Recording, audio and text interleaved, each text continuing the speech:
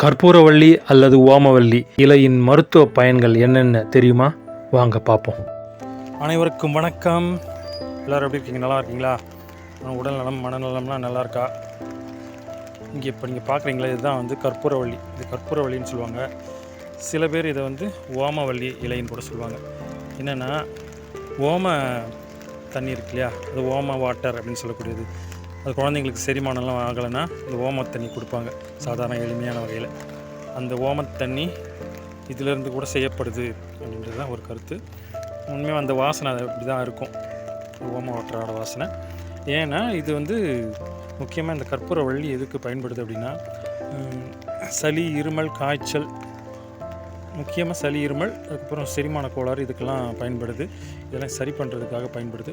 முக்கியமாக சளி, இருமல், செரிமான கோளாறு இருக்கிறவங்க இந்த கற்பூரவள்ளியை கஷாயம் செய்து சாப்பிடலாம், அல்லது அப்படியே கசக்கி அந்த சாறை கூட குடிக்கலாம். அதில் கொஞ்சம் மிளகு இடித்து போட்டு அதை கஷாயம் செய்து குடிக்கலாம். அப்போ இந்த கற்பூரவள்ளி சாரோட தேன் கலந்தும் சாப்பிடலாம், உள்ளுக்கு சாப்பிடலாம். இந்த சளி, இருமல், தொண்டை கரகரப்பு, செரிமான கோளாறு இதெல்லாமே சரியாயிடும்.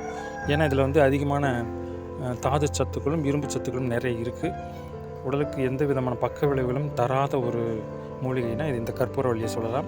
இது சாதாரணமாக நம்ம வீட்டில் வளர்க்கக்கூடியது தான். எப்படின்னா பாருங்கள், இங்கே கூட நம்ம வீட்டில் வச்சுருக்கோம். சாதாரண வீணாக போன இந்த தண்ணி கேன், பிளாஸ்டிக் கேன், அதை வெட்டி போட்டு அதில் வந்து வளர்த்துருக்குறோம். கொஞ்சம் அப்படியே வளர்த்துக்கலாம். நம்ம வீட்டிலே கூட மூலிகைகளை கொஞ்சம் கொஞ்சம் வளர்க்கும்போது நமக்கு அது ரொம்ப பயனுள்ளதாக இருக்கும்.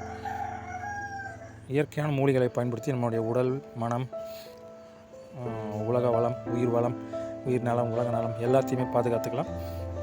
நம்ம அடுத்த வீடியோவில் சந்திப்போம். அப்படியே கையோடு நம்முடைய வேர்ல்டு ஹெல்த் அவேர் சேனலை சப்ஸ்கிரைப் பண்ணுங்கள், ஆல் சப்ஸ்கிரைப் பண்ணுங்கள், லைக் பண்ணுங்கள், கமெண்ட் பண்ணுங்கள், உங்கள் நண்பர்களுக்கெல்லாம் ஷேர் பண்ணுங்கள். முக்கியமாக பலனடைங்க. நன்றி, வணக்கம். அடுத்த வீடியோவில் இன்னும் ஒரு மூலிகையை பற்றி பார்ப்போம், பேசுவோம். நன்றி, வணக்கம்.